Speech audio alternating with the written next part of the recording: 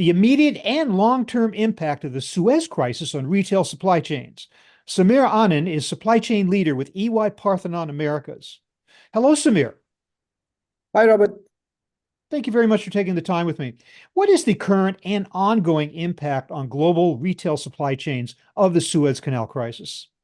Sure, Robert. I mean, as you think about it, let's first start with, who are we talking about? There is a host of, when we talk about brands and retailers, there's a host of categories that are impacted by this. I mean, not typically the categories where you've got retailers manufacturing overseas in APAC primarily, and apparel comes into that category, shoes comes into that category, furniture comes into that category, toys comes into that category. But there are others, food and beverage, household products. A lot of that is produced locally in respective markets. There, the impact is less so. The impact might be more if they are, say, importing tomatoes from Italy, and there might be some impact of that. Right. Mm-hmm. So in the near term, what we are seeing as we are working with our clients on it, right? The impact has been the extended lead times. In some cases, it has been about longer lead times to go around the Cape of Good Hope to get the product.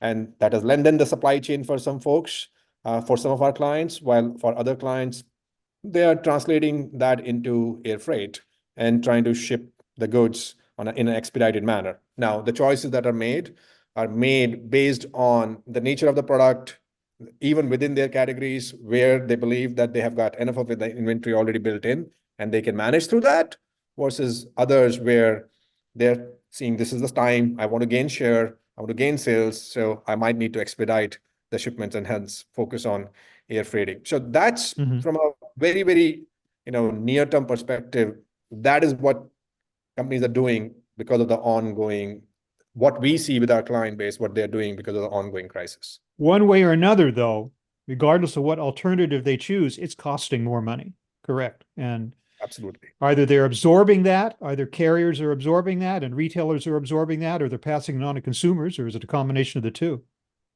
Absolutely. Eventually, the cost does get passed through to the customers and the consumers. Let's make no mistake about it. At times, they're absorbing it, to your point, Robert, right? And that will get reflected in the quarterly P&L reports for publicly traded companies when they come out and they discuss the impact of these crises. And you see some of that in the news. Some companies are saying it is impacting our margins. They have come out and talked about it in the near term, right? In the near term, there might be a quarterly impact, but in the long term, again, companies are thinking through more longer term strategies to be able to tackle this or any such scenarios on an ongoing basis. I mean, this crisis hasn't been around for that long. Are you actually seeing concrete actions by retailers and brands right now to take steps to diversify their supplier bases for the long term? Yeah, so Robert, what we see, at least the discussions we are having with our client base, it is a combination of crises that is causing companies to think about the long-term supply chain strategy. So Red Sea is just one aspect of that. Overall, there is geopolitical tensions that are observed. There is the ongoing challenge in Ukraine. There is continued challenges in Asia, right? And we are also looking at two of the largest democracies going to election in this year. So as when we talk to our clients, they're not looking at as, okay, I know I have got a pain right now. I can take a medicine and I'll feel better. But what if some of these challenges were to persist in a longer period of time, or other new black swan events were to crop up, that would cause a challenge for us. We don't know what we don't know, but fundamentally, if the output of that is that I have a problem procuring product from certain geographies and getting it to me on time in full, without having to add up a whole lot of inventory in my warehouses, then I don't need to think about it. So what we are seeing across different client categories, different client sectors, is a desire to look at their overall strategy and think through, given the stress test and the profile that they are passing through right now, is should they be actually revisiting what should be their strategies? They are all focused on kind of thinking through. At least I'm having a number of dialogues, and we are actively supporting some of our clients with that. Well, the Red Sea crisis happened at a time when certain shift in supplier strategies was already taking place, and companies were already reducing their reliance, say, on production in China in favor of Southeast Asia, in favor of Mexico, and maybe even in some cases back to the United States. So is this just going to accelerate a process that was already underway, or does this particular Red Sea crisis cause them to shift those strategies that they had already started to look at? I think it has intensified the focus on the coming up with very concrete executable ideas in context of those strategies. To your point, Robert, they were already starting to think about some of these elements, whether it is the raw materials and where they source the product from. Sourcing cotton, you can source from many places, but again, there's a specific variety and all that you need because you focus on raw material innovation in your product, and that is what the consumer buys when they buy your product, say client A, right?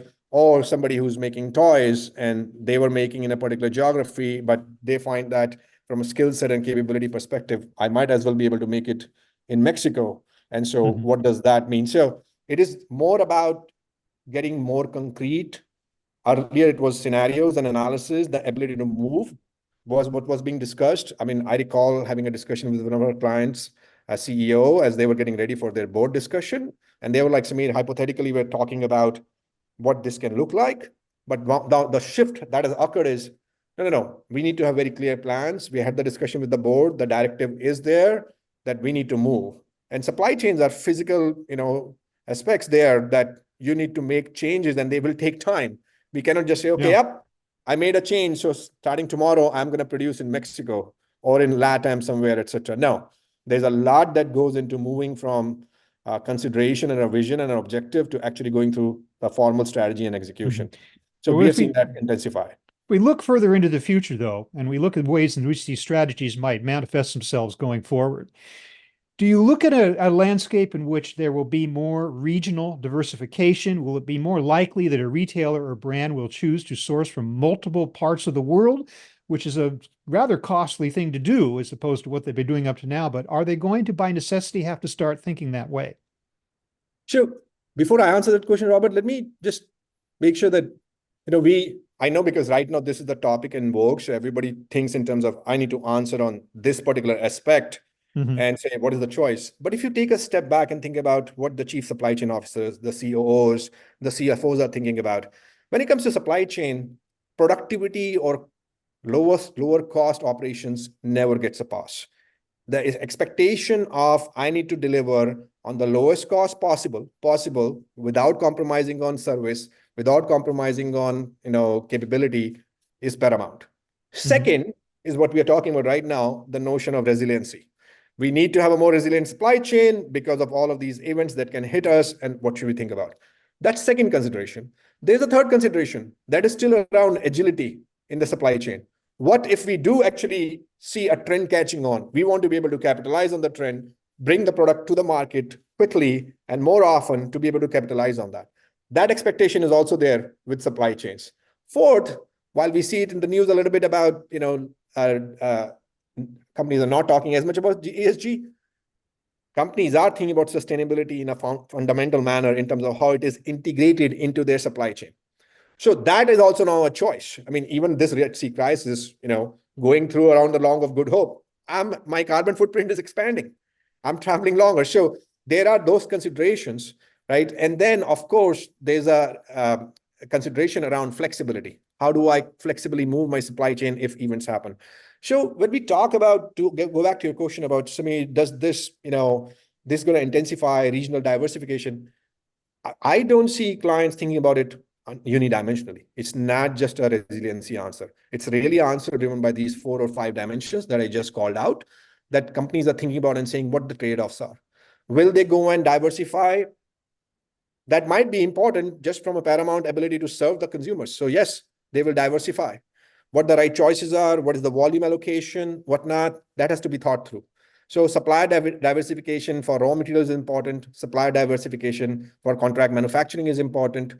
So absolutely those are considerations that companies are thinking about. Nearshoring is important. These all come with trade-offs. I might gain in lead time and I might gain in responsiveness and ability to chase trends. If you use the example of, say, apparel or toys, but I might lose out in cost on a relative basis. So how do I think about those And what does it mean to me, given my objectives and what I have promised to the street and what I have promised to my shareholders? Yeah. Those are the choices that companies are making right now. Well, I guess if we want to look at it from a positive angle, this might be spurring a discussion that might not have otherwise happened. But now companies that are on top of this maybe are using it as an opportunity to reevaluate and transform the supply chain practices. So that can only be a good thing, right? Absolutely. Companies are using that as we are seeing leaders and agile, smaller players using this as an opportunity to say, this might give me the impetus for my next wave of supply chain, structure and configuration changes, as well as enabling planning capabilities and manufacturing capabilities and logistics capabilities to be transformed. Yeah. So we are seeing a lot of dialogue and a lot of clients who are thinking about and setting the stage for those conversations for the next 3 to 5 years. Well, let's hope this means the end of purely reactive supply chains and ones that are proactive and thinking through these strategies of the future.